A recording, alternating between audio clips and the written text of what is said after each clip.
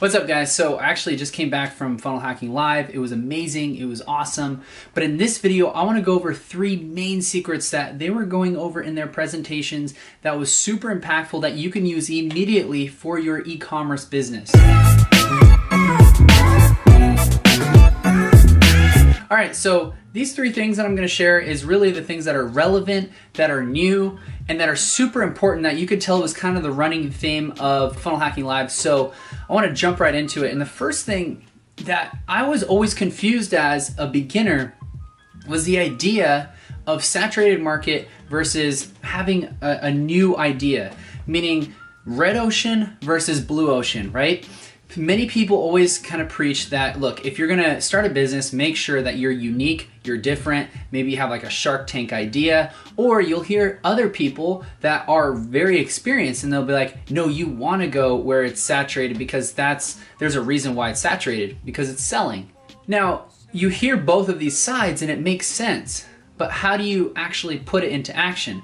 So I'm actually gonna draw it out and show you what they were explaining that totally made sense, is an exact one-to-one exactly what I'm doing and what I preach, but the way they said it was way better than what I could have came up with. So let me show you. Okay, so this is gonna represent the red ocean. The red ocean is bloody, like everyone's kind of feeding off the same customers. Now, before you start a business, the first thing that you wanna do, and this is what they were explaining at Funnel Hacking Live, is the first thing you wanna do is find a red ocean. And the reason why you want to do that is because you want to find something that's already trailblazed and working. So you're going to find something that's saturated. For example, let's say supplements. Be like, okay, great, go a little bit deeper. What kind of supplements? Let's say we want to sell protein powder. Okay, protein powder. So what you want to do is you want to find a list of companies selling this protein powder, right? Okay, boom, boom, boom, boom. You know, you see them all over Amazon, you see their ads, you see, you know, you're looking at websites, you go to Similar Alexa, you go to SimilarWeb, you're getting all these websites and you're like, okay, damn, I see a bunch of these people, they look like they're all selling the same thing. And so remember, this is all inside the red ocean, right? They kind of look like they're all meshing together, you can't really even see what's the difference. And now, what you're gonna do, and personally what I would recommend doing, is then you're gonna go to Amazon and you're gonna read and see what are people saying about it? What questions are they asking? What is like a common theme? So you're gonna find something that is kind of popping out a little bit, right? What's something that's something that was really funny actually. There's a guy that he took this kind of concept, and instead of having like a common protein powder, he made it like a protein peanut butter. And it was like in this packet, and it's a protein peanut butter. You can take it on the go, or you could put it on like bread or whatever. And so that's what he did. He did a little unique thing because I guess people, they didn't want to always have a protein shaker. I guess that was one thing that he found that was, you know, a pain point for someone. So let me bring this back. So we're still in the red ocean. He found this little thing. Now we have a blue ocean, new opportunity, right? So this is a new opportunity. Let's just say it's that, you know, that protein idea, and you sell back to the red ocean. You do not want to leave this ocean. It's an amazing place to be. Customers want to buy. They are in that ocean. But you want to create some kind of unique angle, some kind of unique pitch. Now, that brings me into point number 2. And this, when I learned about this, I learned this a long time ago, but it's super important now when they went over it, is the idea to start with a minimal viable product and always focus on angles first. I kind of added the last bit because it's super, they go hand in hand. When you're starting out, the first thing to really understand, and it's gonna sound jaded, but the fact is, it's not the product that sells, it's the angle around the product. So it sounds like crap, but for example, like ShamWow guy, like he was not the first one to come up with a towel, but he was the guy that showed an incredible angle to the product. It sold well because the angle spoke to the audience. Another example, now this is using the angle for evil, right? Obviously this thing basically goes on your abs and it has like these electro muscle movers, and it moves your muscles for you so you don't have to do anything. I remember I was watching this as a kid. I was like 12 years old, but the fact is that they had an amazing angle and it made it believable, and that's deadly. But did it work? No. It's not the product that sold, it was the angle.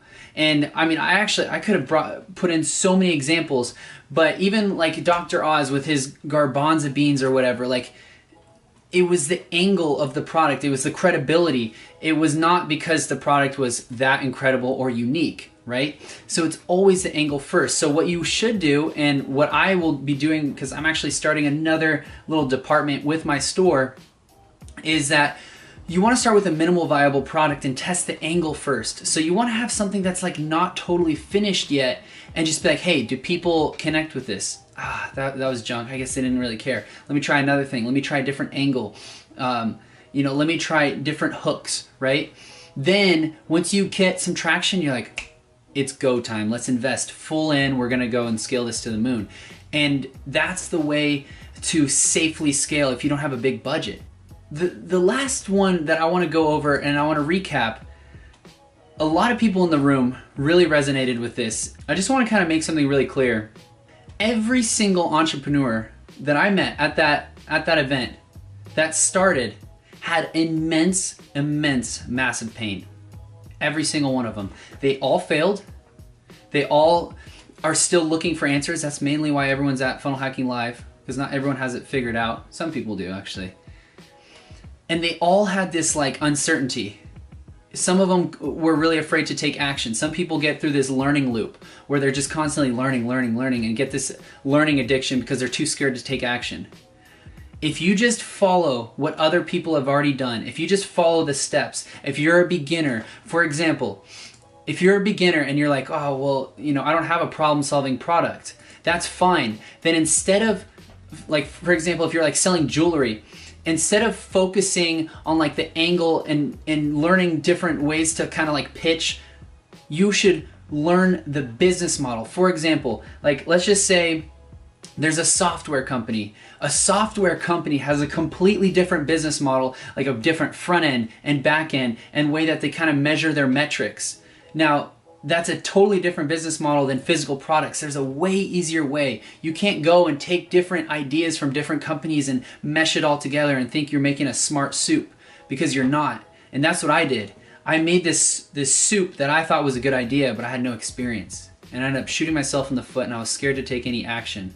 So even though this slide, you know, you have to sacrifice, you do, but make sure it's smart sacrifice. Look, every video that I put out, this is for e-commerce. Now, it could be generalized for other entrepreneurs, but I'm trying to make every single video applicable to e-commerce, because if you take too many things, it's going to get way too confusing. And if you just follow and you stay really linear and you're like, okay, I'm not going to listen to all these amazing entrepreneurs yet because it's just going to be a big soup, and you just follow step by step, you will get there so much faster. I'm telling you, if I started right now a new company, a new e-commerce company with everything I know now, I could get sales within a week as long as like my products are here, right? Like within a week, immediately.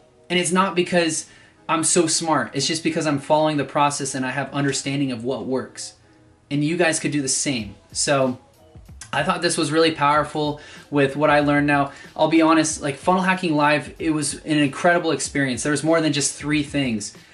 It was an amazing experience, and if you have a chance and you can't go to Funnel Hacking Live, then go to a live event, because what I've noticed, and this is just a little side tip, is that sometimes when you hear something online, like when you're listening to me, like talking in the video, it sounds good, but sometimes it doesn't seem believable. For some reason, like when I went to the live event and I heard it in person, it stuck with me more, and I was like, I heard that, but oh man, that makes way more sense. Like sometimes you have to just hear it with different angles and stuff. So I encourage you, if you're starting off on your entrepreneurial journey, take everything very literal and just follow. Like if someone's in e-commerce, follow exactly what they're saying. If someone's like just a big, huge guru and they're talking like general business advice, be a little bit careful on how you're gonna follow that, because you're gonna probably morph it into your industry and you're gonna be lost, like how I was. So anyway, I don't want to drag out this video too long, but if you haven't already, go ahead and subscribe, and I will see you very soon in the next video.